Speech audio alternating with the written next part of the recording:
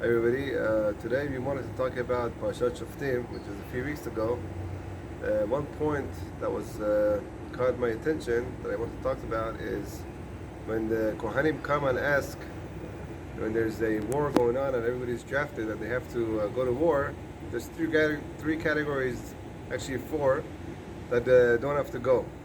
I want to go focus on one category, and is that's when Kohen calls out, and whoever is just got married and engaged, and he has not consummated the marriage yet, to go back to his house. He doesn't have to go to war.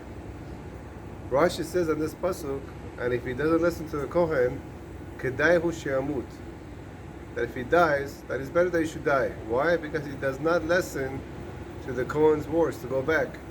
He wants to be strict on himself and go and leave his engaged bride behind, and if something happens to him, that she has to cry for him, then it's better that he should die if he goes, and if he doesn't listen. We learn from this how important it is when it comes to others people's feelings, when someone else is involved and the person wants to be strict for himself, but also affects somebody else. That stringency is like being a foolish saint.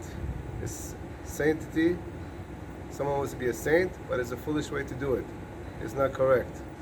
And the story is told of Rabbi Shal Salanter, but he was very machmir, stringent on himself. When he washed his hands before a meal or before tefillah, he used to wash his hands all the way. He used to put a lot of water in his hand, and he was strict. The more water, the better. But one time there were actually guests in somebody's house, and they saw the rabbi. He only put the minimum amount that's required to do the halacha. So they asked the rabbi, I don't understand.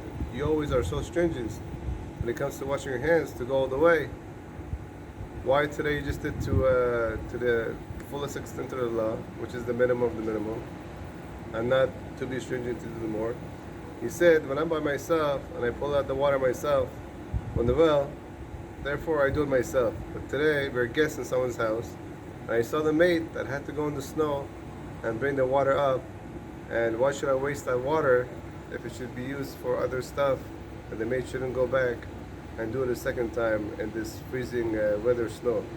You see from here how important it is not to be foolish saints when the halacha is to do the minimum. When it's somebody else's interests are involved, you don't have to overdo yourself on someone else's account. Thank you.